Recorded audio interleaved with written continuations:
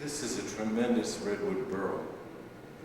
I spotted it in the creek bed below a cabin I first rented when I moved to Big Sur. And I had a truck and winch come and pull it out of this creek bed. And I stood it in the yard and walked past it for many months. And every time I did walk past it, I kept getting this vision of a headless angel. So I did get an overall picture. And then my mind began working on it, and I pulled it into the studio and began to think how to impose greater meaning on it.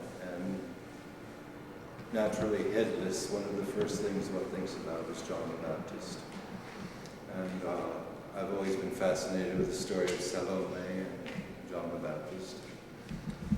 But I was also ruminating, and I began thinking of Prometheus, the Prometheus legend, and people who had given service to humanity, who in some way had sacrificed their head, their mind, their ego, the head being a symbol.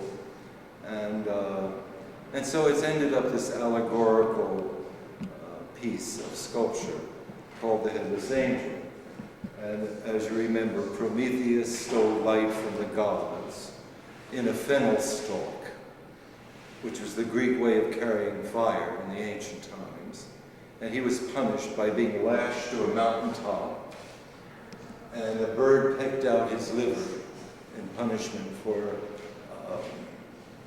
invading the gods' territory, stealing light from them.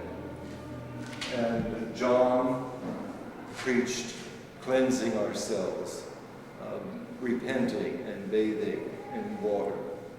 And as you move around this, you'll see a serpent leaving the head, which is the Indian idea of the Kundalini descending after we have achieved a form of nirvana, perhaps, or an enlightened state. And I worked all of these legends and myths into this piece.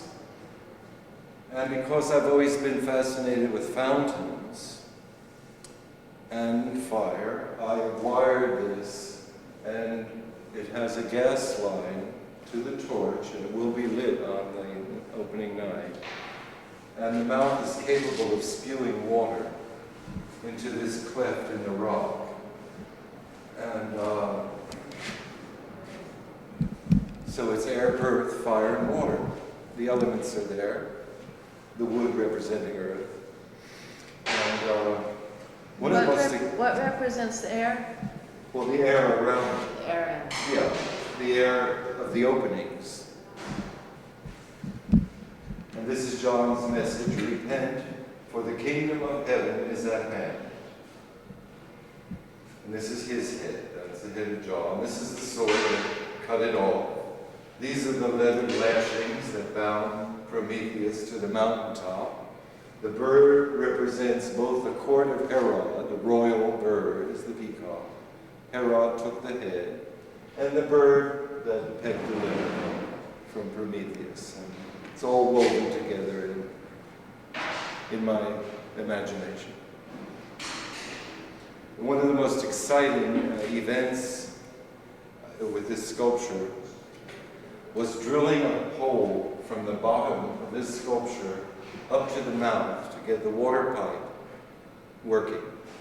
That's a 36-inch hole. And it had to come right into the mouth or out in the back somewhere. It took about an hour and a half of a friend of mine pushing the drill very, very slowly. And all of a sudden, we saw smoke pouring out of the mouth. And we knew we had hit it just right. It was a very complicated process. This sculpture took about a year for me to make.